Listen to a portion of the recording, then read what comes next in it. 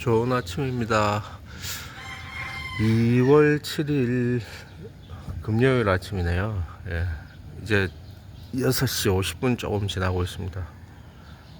어제 그저께부터 날씨가 좀 흐리고 비가 간간히 오더만은 어제 오후부터 해가지고 저녁에 계속 비가 왔어요.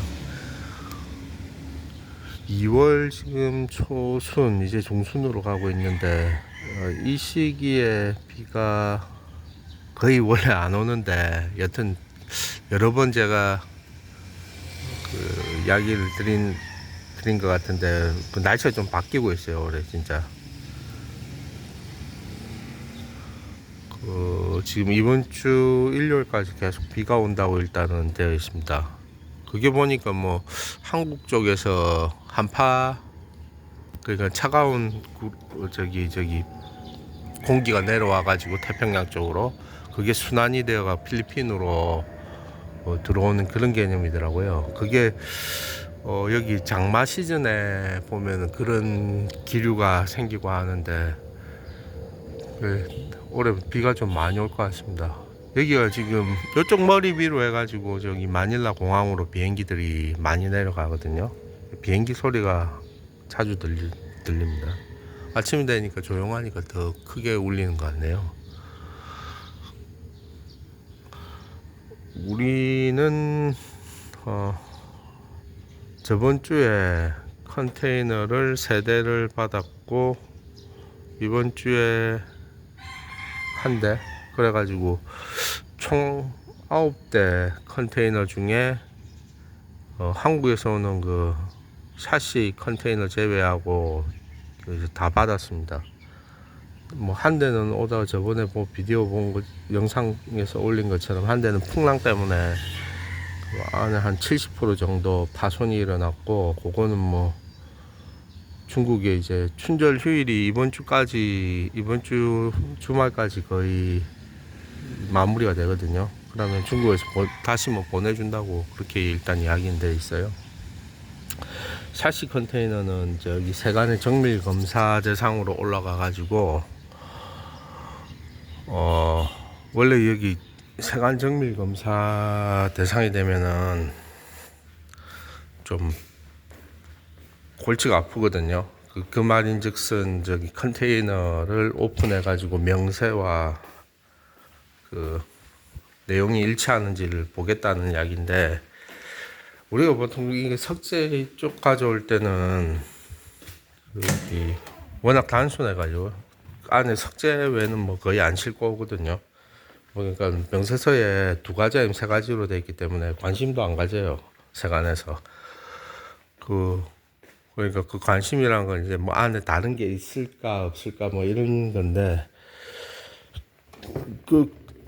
이번에 그래 샤시 기계 가져올 때는 여러 가지가 많이 와야 돼 가지고 뭐 우드 패킹 해 가지고 안에 막 꽝꽝 싸매 버렸는데요.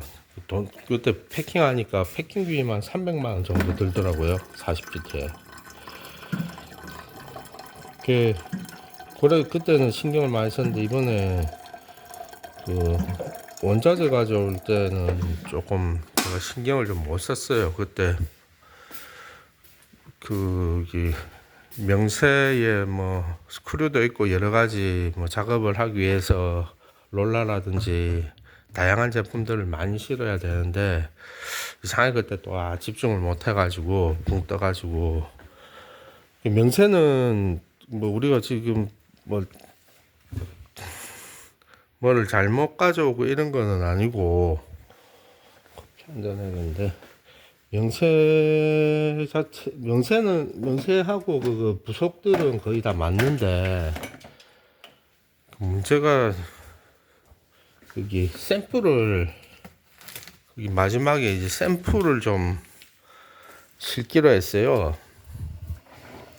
샘플을 좀 실기로 했는데 그거는 명세에다 안 였거든요. 그 명세에다 안 였다 보니까 이제 그 창문 샘플하고 ABS 도어 그 공장에서 그것도 제조하신다고 해가지고 그거를 이제 샘플 주시겠다 해가지고 고개 실렸는데 그걸 기재를 안 한 겁니다.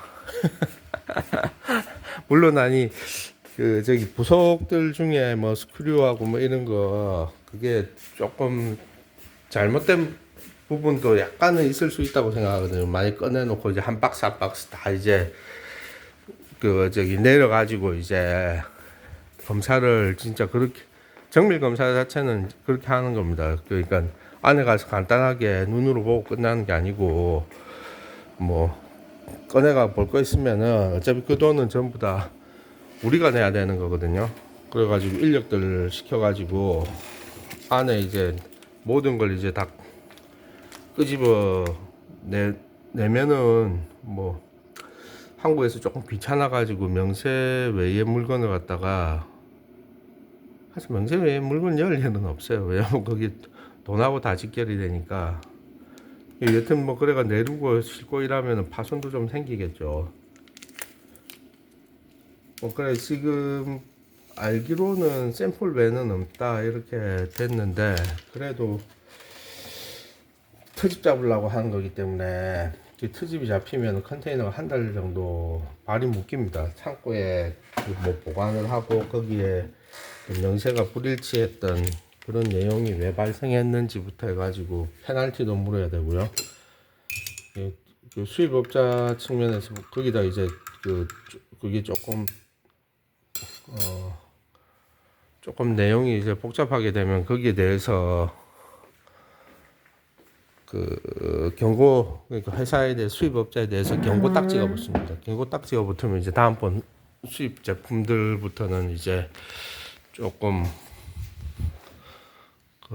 강하게 보는 거죠. 이제 색안경을 끼고 이런 검사 빈도가 잦아질 수도 있고, 우리는 그동안 그 녹색 인증인가 받아가지고 그러니까 신고를 제대로 하고 있다 이래가지고 그런 식으로 모범업자 이런 식으로 돼 있는데 이 잘못하면 날아갈 수가 있는 거예요. 그래가지고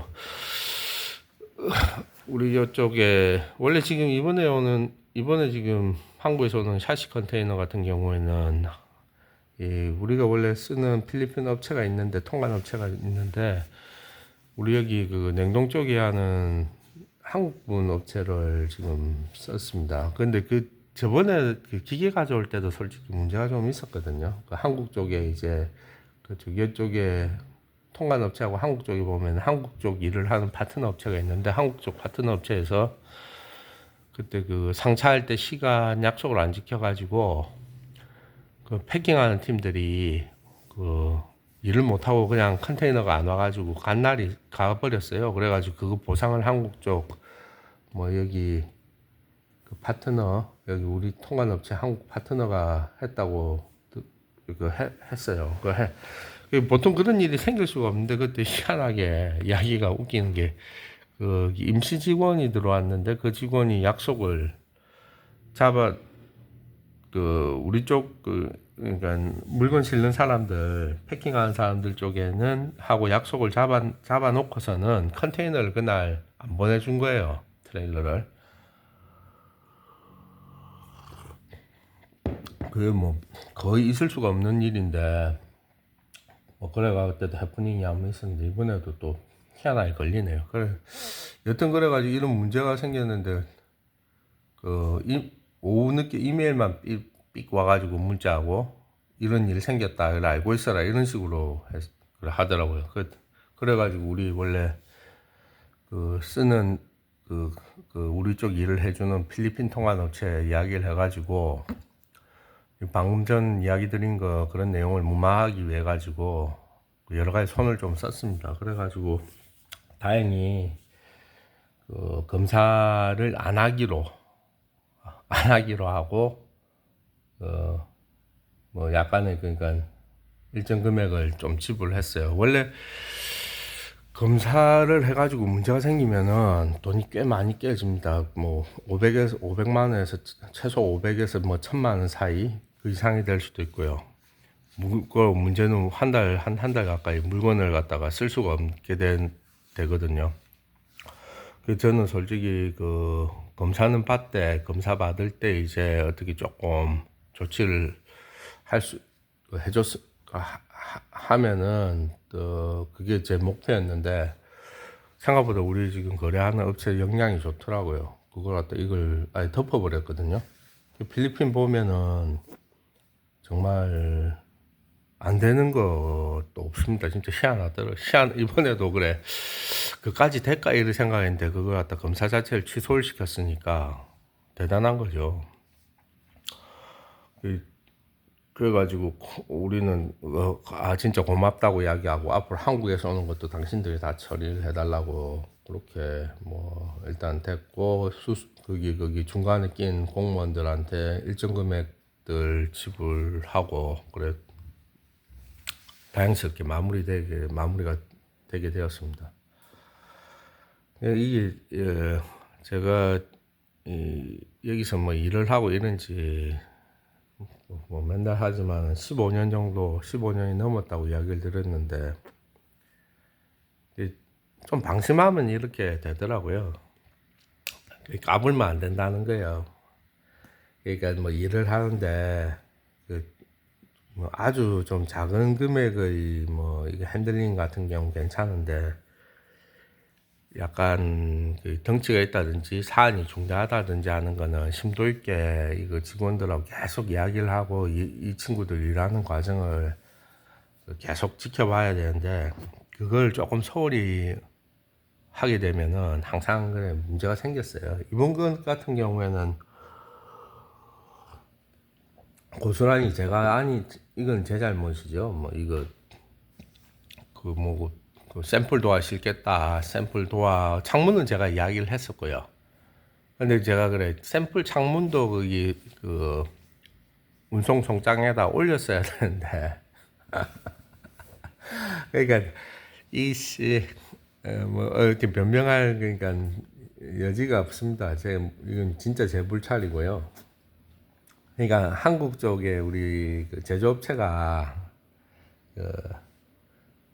쪽에 그 수출 담당한 직원이 지금 없더라고요. 원래 있었는데 그만뒀다고 그랬어요. 그래가지고 서류 꾸미고 이러는데 좀 머리가 좀 아팠거든요. 왜냐면 수출 업무 해본 사람이 없으니까 이해를 못 하는 거예요.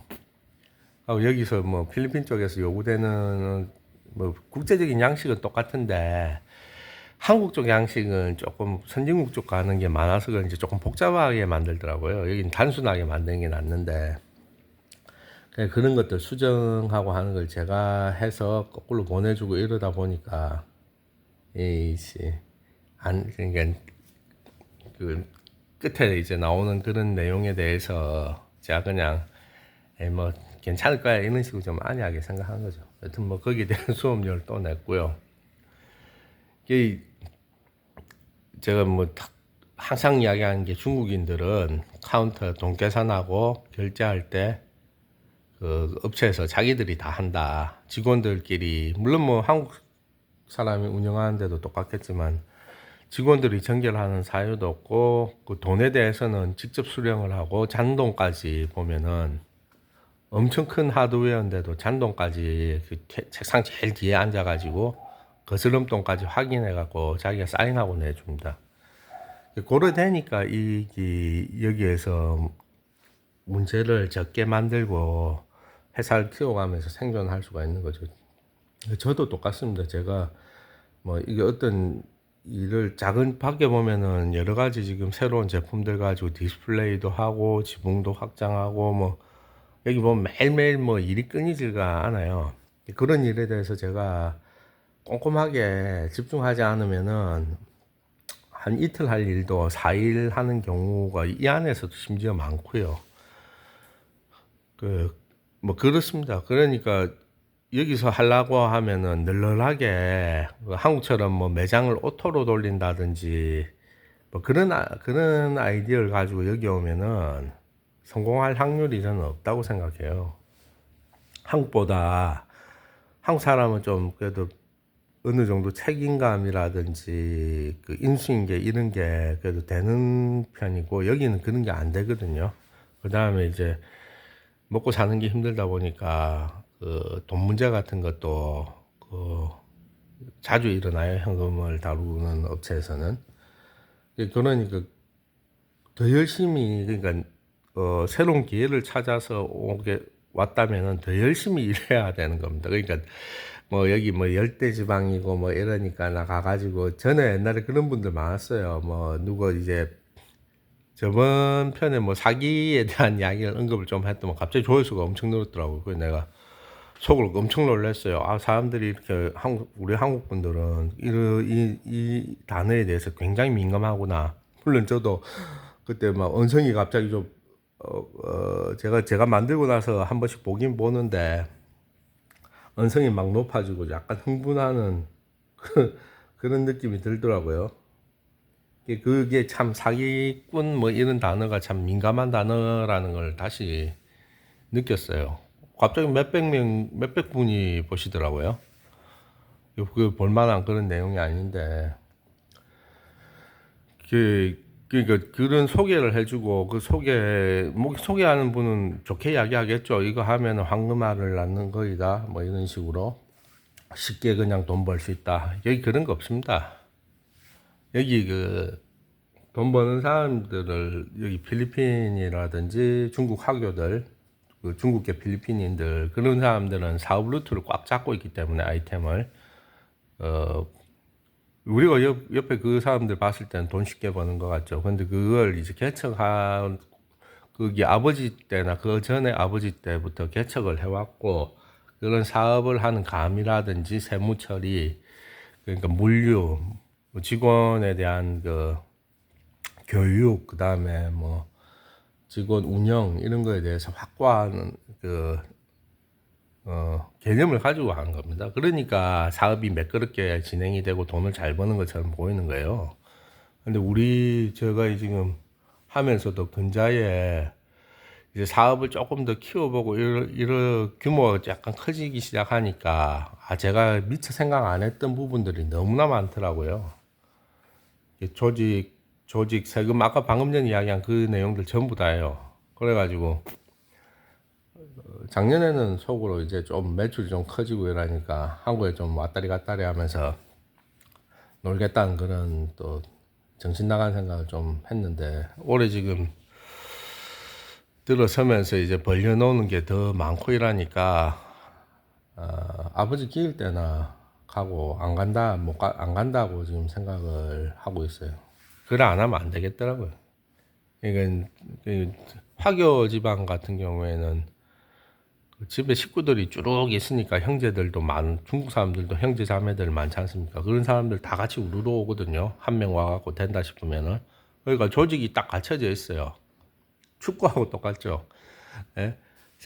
포워드하고 저기 미드필더들하고 이렇게 딱 진용이 있는 거야. 근데 저 같은 경우에는 저 혼자서 이제 거진 이제, 물론 뭐 제 와이프가 있습니다. 그 와이프가 좀 하는 부분이 있고요. 어, 공 잡고 맨날 뛰다녀야 돼요. 그러다 보니까 에, 조금 붙이는 쪽이 많죠. 힘에 붙인다는 느낌을 많이 받아요. 그 애들이 커가지고 우리 친척이라든지 그래가지고 좀 가족들이 와서 좀 해주면 좋겠다는 생각을 자주 하거든요. 요 근자에는. 그러니까 만만치 않다는 이야기를 다시 한번 더 드려보는 겁니다. 그러니까 사업 장사로 소소하게 그냥, 제가 보는 견지에서는 길에서 뭐 식당을 한다든지 뭐 소매점을 한다든지 그러면 한 달에 뭐 한 100만 원 안쪽은 벌 수 있는 부분이 많습니다. 왜 뭐 한국 사람들이 조금 다양스럽게 알고, 식당 같은 거 메뉴도 이 나라 사람들 없는 조금 다른 메뉴들을 알고 있기 때문에, 뭐 기본적으로 가게를 어느 정도 위치가 괜찮은 곳에 해가지고 오픈을 하면은, 크면은 오히려 좀 힘들고요. 좀 작은 사이즈로 하면은 한 달에 100만 원 안쪽은 벌 수가 있다 생각해요. 근데 그 100만 원 가지고 생활이 되겠습니까? 그러니까 은퇴하신 분들이 그 수입은 다 있고, 그냥 거기 반찬값 하고 이제 소일하는 목적으로 해가지고 가게를 하면은 승산이 높은데 조금 크잖아요. 덩치 키우면은, 잘못 키우면은 진짜 버거워지는 겁니다. 뭐 그러니까 보증금하고 이런 거는 좀 한국보다 작기 때문에 뭐 그 시작하긴 좋은데 매출 그래 올리기가 그래 쉽지가 않아요. 제가 계속 그거 하지만 여기 돈이 여기 지금 한국도 지금 비슷한데 돈이 그 안 돌아요. 저기 이거 인구가 절대 다수인데 조금 경제적인 저기 경제력이 약한 계층에서 돈이 안 돌아요. 그분들 상대로 해가 장사 크게 하면은 망하는 거예요. 그러니까 뭐 가능성은 여러 가지 보일 수가 있는데 사업으로 나가면 어렵다는 거예요. 사업으로 장사 그냥 소소한 작은 골목 구멍가게 이런 거 같은 경우에는 쉽게 생각할 수가 있는데 이제 돈을 벌어야겠다고 생각해가지고 이제 규모 좀 어느 정도 큰 규모의 뭐 적어도 월수 1,000만 원 이상 이렇게 최소 500 이상 1,000만 원 정도 내 주머니에 딱 가져가야겠다고 생각하고 사업을 하면은 리스크가 그만큼 더 많이 따르는 거 아닌가 모르겠어요. 그 다음에는 금융적인 뭐 한국처럼 은행에서 돈 빌리고 이런 거는 아예 안 되니까요. 그러니까 내 돈 다 여가지고 하다가 망해버리면은 그 어떡하겠습니까? 완전히 뭐 거지돼서 한국 가는 거예요. 그러니까 거기 뭐 쉽게 듣지 마시라는 이야기죠.